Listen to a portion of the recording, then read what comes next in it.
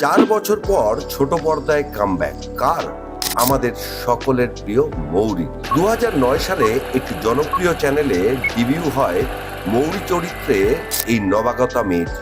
প্রথম মুখ দেখিয়েই ঘরে ঘরে নয়নের মণি হয়ে ওঠেন তিনি। অভিনেত্রীর নাম মানালি দে। এরপর আর পিছনে ফিরে তাকাতে হয়নি। ছোট পর্দা থেকে বড় পর্দায় ছিল বিচরণ, মাঝে 4 বছরের বিরতি। এবার আবার ফিরছেন সিরিয়ালে। বিপরীতের নায়ক চরিত্র রয়েছে বড় চমক। খুব জানতে ইচ্ছে করছে, তাই না? মানালির বিপরীতে কে? আরে সেখানেই তো চমক দাদা। চট করে ধরা দেওয়ার পাত্র নন তিনি।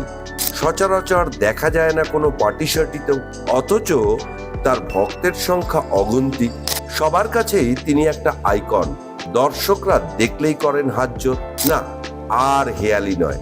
অভিনেতার নাম সব্যসাচী চৌধুরী।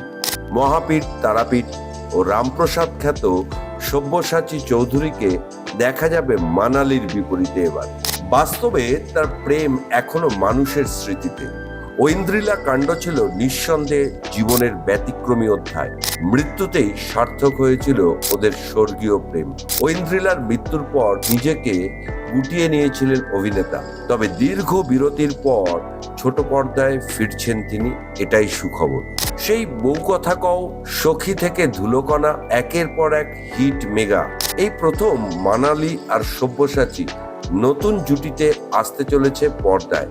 সিরিয়ালের নাম সংসারে সংকীর্তন। নাম শুনেই বোঝা যাচ্ছে বেশ মজার জমজমাট ধারাবাহিক আসছে বাংলার ঘরে ঘরে।